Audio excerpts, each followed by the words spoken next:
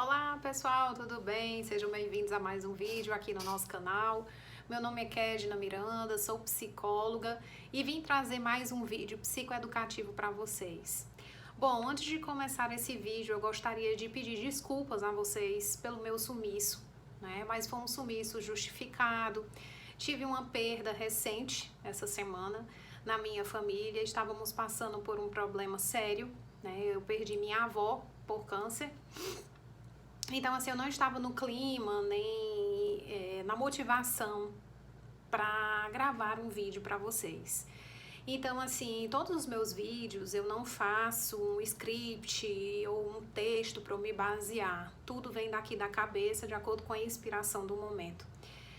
E devido a essa perda que nós tivemos, muito significativa na minha família, eu gostaria de falar um pouco a respeito do luto, um pouco a respeito dessa questão da perda, que tem sido algo que o Brasil todo, o mundo todo, várias pessoas têm sofrido, né, com relação à morte e à perda de alguém, de um ente querido. E assim, as pessoas pensam que o luto ele só está relacionado à questão da perda, da morte, né? E não está. Você pode se sentir enlutado por uma frustração, por uma perda do emprego, por um término de um relacionamento, por um fim de um casamento, por um roubo, uma perda financeira ou a morte realmente de alguém da família ou alguma doença ou a perda de um membro, né? Enfim, são N as situações que nos promovem a questão do luto. Mas o que é que eu vim trazer para vocês? Né? Que assim, hoje em dia, infelizmente, parece-me que é colocado como se a gente não devesse enlutar, que a gente não devesse chorar ou passar por esse momento de dor, que a gente tem que passar por isso o mais rápido possível e levar a vida adiante. Óbvio que assim, o ser humano ele vive como se fosse infinito, né? Como se a morte nunca chegasse. Então assim, a gente pensa, até essa questão mesmo do coronavírus, né?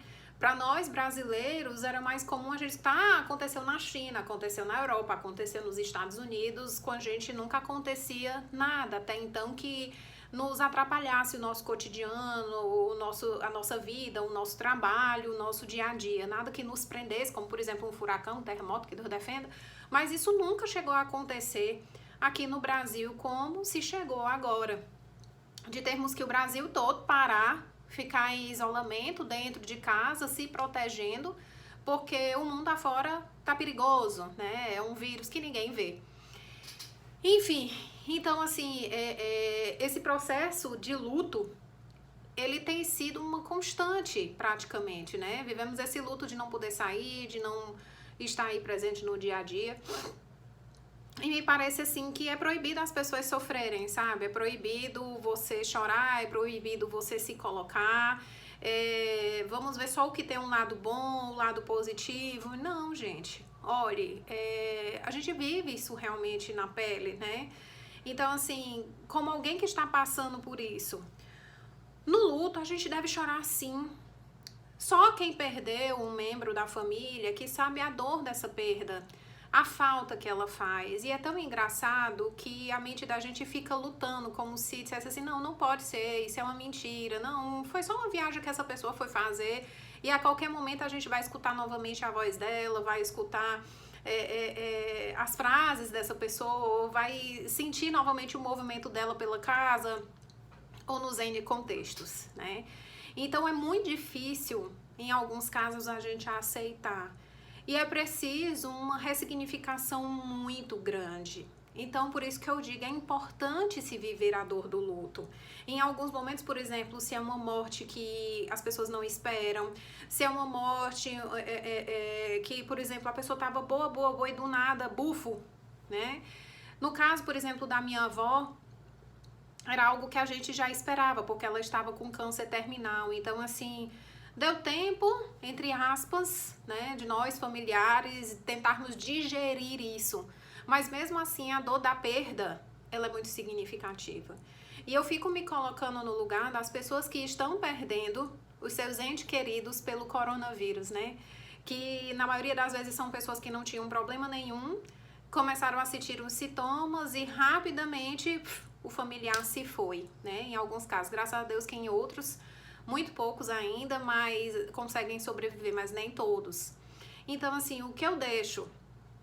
Gente, se você conhece alguém que tá sofrendo pelo luto, que perdeu alguém, jamais diga pra essa pessoa parar de chorar. Ah, não, se preocupa não, que tá num lugar bom. Foi melhor assim, foi porque Deus queria. Gente, não diz uma coisa dessa, sabe? A gente também precisa ter empatia. E o que é ter empatia? Minha amiga, você quer chorar? Chore. Minha amiga, você tá sentindo dor? Eu me coloco no seu lugar, a dor é realmente muito pesada. É muito difícil dar saudade. Eu entendo a sua saudade, eu me coloco no seu lugar. Sinta a sua dor, eu acolho a sua dor. Eu tenho compaixão por você, eu tenho empatia por você. Eu não tô pedindo pra você parar. Porque o choro incomoda, a dor incomoda, né? Mas muitas vezes nesse momento a gente precisa acolher a dor do outro, abraçar essa dor do outro, na certeza de que o quê? Não são as tuas palavras que vão passar, mas é o tempo. Só o tempo assenta, sabe? A saudade aqui. E o que é que fica? Uma coisa que eu acho que foi o maior exemplo que a minha avó pôde deixar para os filhos, para os netos, para as noras, para os genros, que a vida, ela vale a pena ser vivida. E assim, uma das características mais engraçadas da minha avó era que nunca tinha tempo triste para ela. Podia ela estar numa situação pior do mundo. A gente sempre chegava e dizia assim, e aí, vozinha, como é que a senhora tá? Mesmo nos finalmente. Está tudo uma maravilha, filha. Né?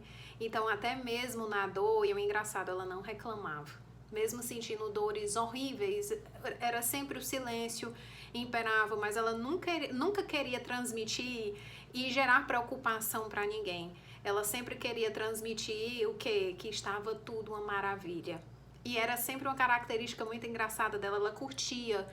Qualquer momento que ela tivesse, se ela tivesse no interior, numa casa de taipa, estava uma maravilha. Se só tivesse manga para comer, estava tudo uma maravilha. Então ela via felicidade, ela via alegria, ela via diversão nas pequenas coisas. E eu acho que foi esse o maior aprendizado que ela deixou para nossa família, para todos nós. Então, assim, dessas pessoas que também partiram, a gente deve tirar delas o melhor exemplo e deixar também para gerações futuras exemplos parecidos às histórias. Então, uma das coisas que a gente também precisa lembrar, olha, a gente não é infinito e a gente não é semideus que vai ficar aqui para o resto da vida, a gente só não sabe o dia e a hora, o lugar. Mas como é que você quer ser lembrado quando você partir pelas pessoas que vão ficar? E isso é a maior marca que eu tenho refletido após a morte da minha avó. Como é que eu quero ser lembrada pelas pessoas? Então, eu termino esse vídeo deixando aqui essa mensagem reflexiva para vocês. Um beijo grande, muito obrigada e até o próximo vídeo. Tchau, tchau.